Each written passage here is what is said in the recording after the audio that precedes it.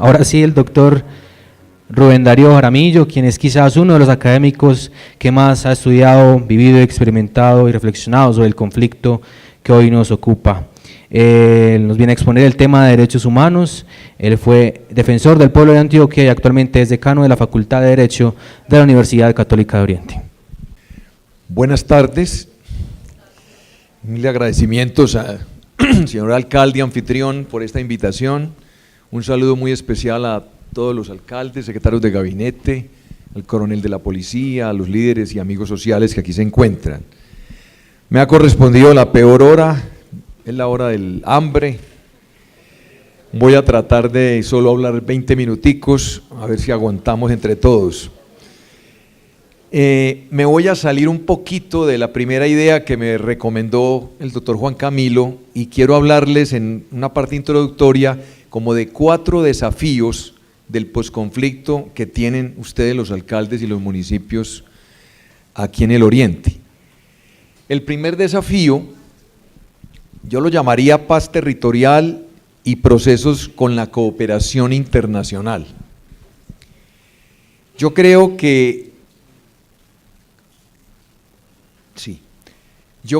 que la cooperación internacional que ha acompañado a Colombia durante muchísimos años, desde la década de los 80 ha tenido una presencia importante, que ha tenido ciclos variados, porque a quienes nos ha correspondido a veces participar en ONGs, en proyectos sociales, hoy hay que reconocer que hay unas ideas y unas maneras de negociación y unos temas que hay que saber acertar en ellos.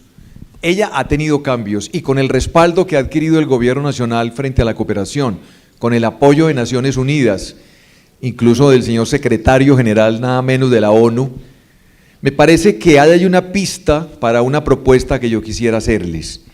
Yo tuve la oportunidad de redactar los estatutos de la Agencia de Cooperación Internacional para la ciudad de Medellín cuando la alcaldía de Luis Pérez Gutiérrez. Esa agencia, que ha tenido pues ya un proceso de más de 10 años, tiene un personal bilingüe o de más idiomas inclusive, y tiene un trabajo que desarrolla de comunicación a nivel mundial, pero siempre precisando y coordinando esa cooperación y esos temas con el plan de desarrollo. Me alegra muchísimo que aquí se hable en nombre de 23 alcaldes, se hable en nombre de la región, porque yo pienso que en los temas de cooperación en el pasado, lo que hubo, que ha sido importante, yo trabajé en el planeo, yo trabajé en Prodepaz con profesionales amigos, con una bolsa de alrededor de 55.000 millones de pesos con el liderazgo de Javier Ignacio Molina, y yo creo que hoy hay cambios en esos procesos, y es la hora de no redactar proyecticos sociales de 2 años, de 1 año, sino que es la hora de que todos los alcaldes tengan una oficina de cooperación para el Oriente Antioqueño y redacten propuestas sociales, agrícolas, tecnológicas, de cualquier contenido que les sirvan a las comunidades de manera integral. Yo fui formado en una experiencia muy interesante en Prodepaz, para mí fue una universidad, en discusiones enormes relacionadas con el gran debate de la articulación institucional y la sostenibilidad ambiental y del desarrollo humano integral. Y creo que esta hora es una hora diferente. Y es diferente también en los temas. Clásicamente, en estos últimos años, la Unión Europea, USAID, o sea, la Embajada Norteamericana y su Agencia de Desarrollo, han apoyado con énfasis proyectos ambientales sobre el derecho de la niñez, con población LGTBI, porque hay un grupo de sujetos que han adquirido cada vez más fuerza en el campo de la cooperación, derechos de las mujeres y los derechos de las víctimas que están en su cumbre, en su punto central. Pienso que lo que uno ve, y lo digo por una reunión en la que estuve en Bogotá en el mes de octubre con 23 agencias de cooperación, pienso que el tema agrícola va a tener fuerza, va a tener privilegio, va a ser un eje importante, no solo es un anuncio gubernamental a nivel central, sino que lo he escuchado en el PNUD, lo he escuchado en la Embajada Alemana, lo he escuchado en otros sectores de la cooperación, y me parece que ahí hay que poner la imaginación, recuerden que el tema del campo es el más crítico por el tema del desarrollo del conflicto armado. Ustedes deben saber que la Unión Europea siempre ha tenido una bolsa de recursos dirigida a la sociedad civil y una bolsa de recursos dirigida desde el Parlamento Europeo a los gobiernos centrales. Y esas bolsas de recursos han tenido unos planes. Yo en este momento estoy desinformado, yo no sé si existe un plan 2015-2020 de Unión Europea o está en proceso de construcción, tal vez hay otros compañeros aquí que estén más informados, pero haciendo el seguimiento de la Unión Europea, hay unas decisiones que se vienen, y ustedes, repito, los primeros mandatarios, tienen que tener una relación de articulación y de diálogo y de construcción con estos recursos. Soy consciente también que el tema del desminado es un tema muy importante. Las minas antipersona y los explosivos sembrados que dañarán todavía a seres humanos 30 y 50 años son una realidad que está ahora liderando la fuerza pública, el gobierno nacional, las embajadas de Canadá, Japón, qué sé yo, y ese tema es un tema que va a tener inversión. En esos asuntos, si está muy afectado cualquiera de los municipios de ustedes, hay que estar a tono con la información y hay que estar interesados. Los temas de derechos humanos obviamente tendrán proyectos y propuestas y algunos recursos, probablemente en sus contenidos variarán, porque pienso que los contenidos de los proyectos no pueden ser iguales en un momento histórico como el que estamos viviendo hoy, con la firma de los acuerdos que se avecina. Yo en eso me uno a la postura optimista, pero yo también creo que Antioquia es desconcertante en el tema de opinión. Cuando uno sale de Medellín y de Antioquia y va a Bogotá, a la costa, he tenido la oportunidad de salir en estos días, el clima de opinión frente a la paz es distinto.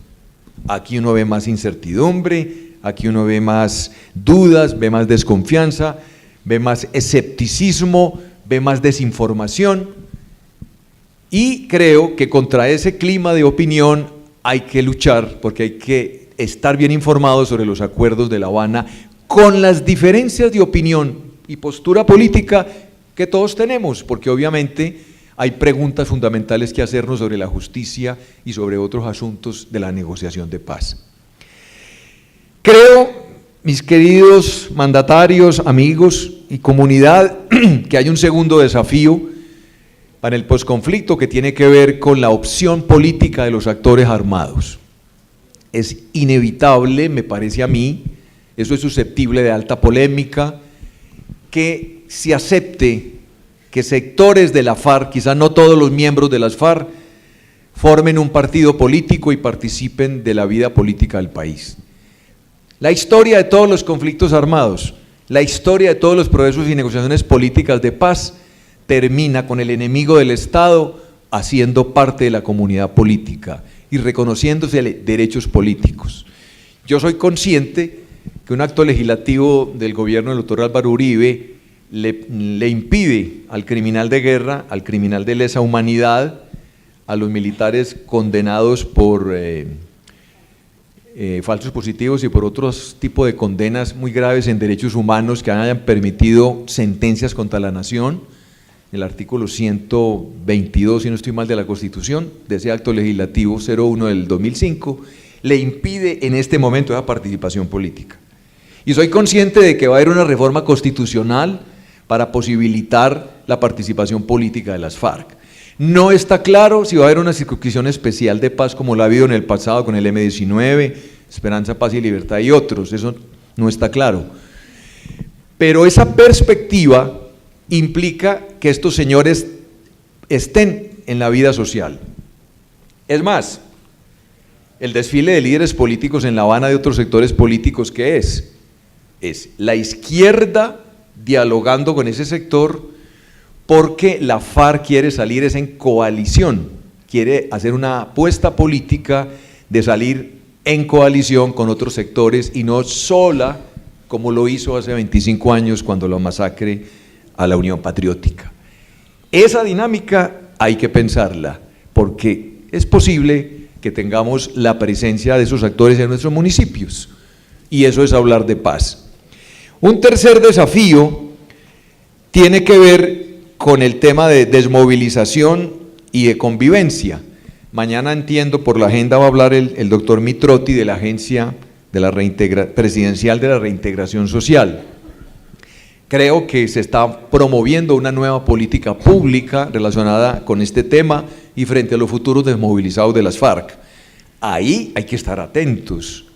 No hay que pensar que yo apenas tengo 4 o 5 desmovilizados en el Retiro y que hay más desmovilizados por allá en otro municipio. No, me parece que esa visión mezquina no hay que tenerla nunca. Lo que se avecina es la necesidad de articulación interinstitucional nación, departamento, municipio en muchos de estos asuntos complejos. Y obviamente la convivencia tiene que ver con la aceptación, reintegración, aceptación de estos actores desmovilizados. El Oriente tiene experiencias exitosas. A todos nos han ponderado y se conoce públicamente y hasta en la televisión internacional el ejemplo de San Carlos, aquí cerca de este municipio.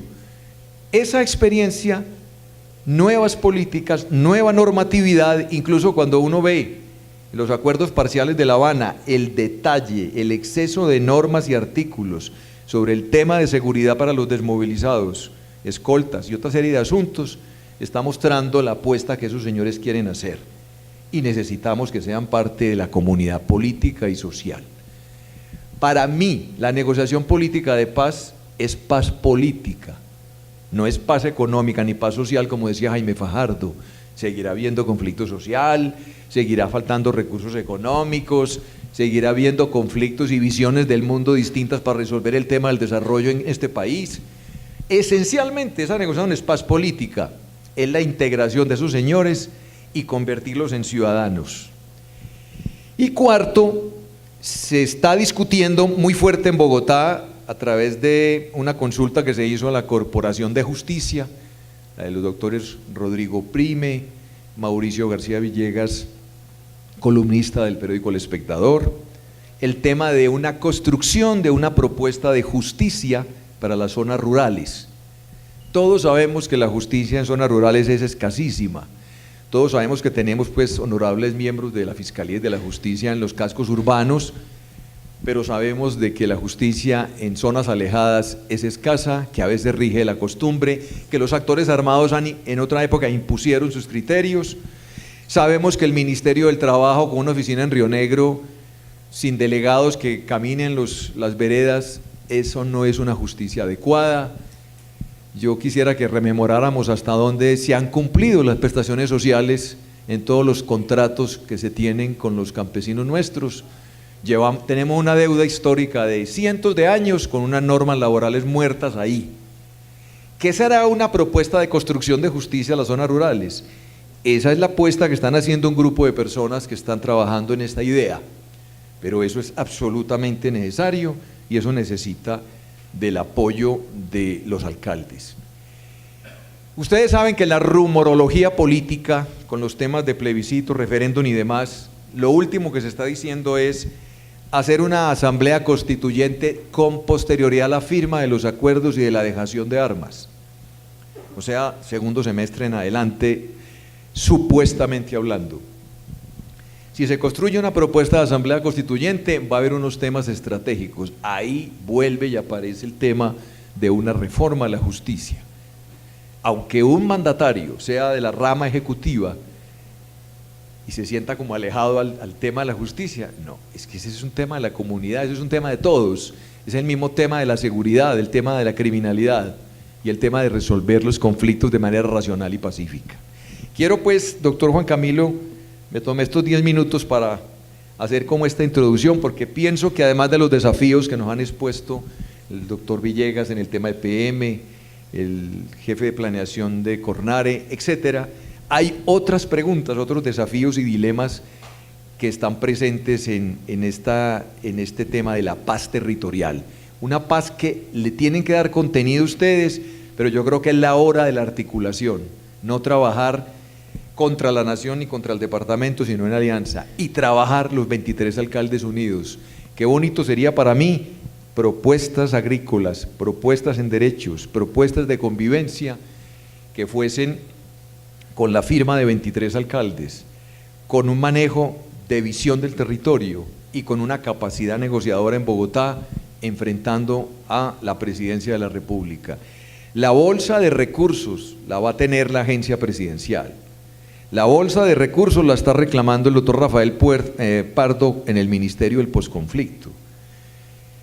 Ahí hay que tocar puertas y ahí hay que hablar con dignidad en nombre de la región del Oriente Antioqueño. El doctor Juan Camilo me pidió un poco recordar como unos balances de este proyecto PET, que fue financiado por la Unión Europea, desarrolló la Universidad Católica, lo escribió mucha gente, compañeros de Prodepaz en otra época, amigos, que tuvo muchas redacciones, por lo menos entiendo yo que hubo 17 redacciones del proyecto, y unos años después fue adjudicado para su práctica por la Universidad Católica. Yo rápidamente quiero señalarles que este proyecto se desarrolló en 10 municipios de la región del Oriente, tuvo un equipo profesional pues, de contratistas, de profesionales muy avesados, muy capaces, tuvo la presencia incluso pues, de estudiantes y amigos de la Universidad Católica, y tuvo 5 resultados. Un poco creo que la idea de Camilo ahí era que mostráramos la coherencia de esos resultados y de cómo hacer propuestas que son un poquito integrales. En un primer aspecto, el primer resultado tuvo que ver con los comités de justicia transicional, con el fortalecimiento institucional, con el diálogo desde la ley 1448 de las comunidades, de Aproviasi, de las organizaciones de víctimas, que iban a ser directamente afectadas en los temas de la ley y en los temas de si era posible negociar propuestas y proyectos en beneficio de las víctimas con cada alcalde en esos comités de justicia transicional que incluso tenían la presencia de la fuerza pública. Allí se hizo un trabajo durante 2 años desde la creación de algunos de esos comités en distintos municipios del Oriente. Repito, el proyecto implicó trabajar en 10 municipios, con más fortaleza, con más diálogo en un municipio u otro, porque eso depende obviamente de los procesos de concertación. Un segundo resultado tuvo que ver directamente con la reclamación de las víctimas. Ustedes saben que el Oriente Antioqueño ha sido un modelo de organización hasta para el Valle de Aburrá, y las asociaciones de víctimas han tenido un peso importante aquí en el Oriente. En hasta donde recuerdo alguna estadística, en el 2013 creo, principios del 2013, más o menos habían 186.000 víctimas, de pronto Benjamín me puede corregir esa cifra, inscritas en la agencia presidencial. De todo ese gentío, pues la mayoría cabezas de familia con sus hijos, este proyecto implicó revisar y estudiar 200 casos de cabezas de familia, 200 expedientes, y hacer una mirada al proceso de la reclamación, los cuellos de botella, los atranques administrativos de esa gran agencia presidencial que maneja este tema, la unidad de víctimas, además de construir unas rutas y unos protocolos que se le informaban a la comunidad para que la gente entendiera el derecho de una manera menuda y sencilla.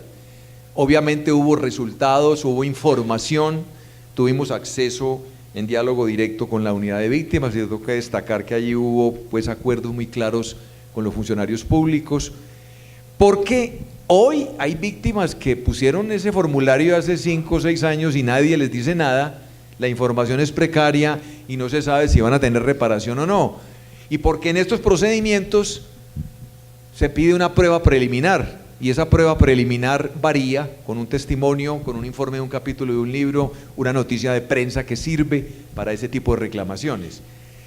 Ahí se hizo un trabajo, repito, y hay pues un informe que terminó en un folleto que se publicó por la parte jurídica del proyecto.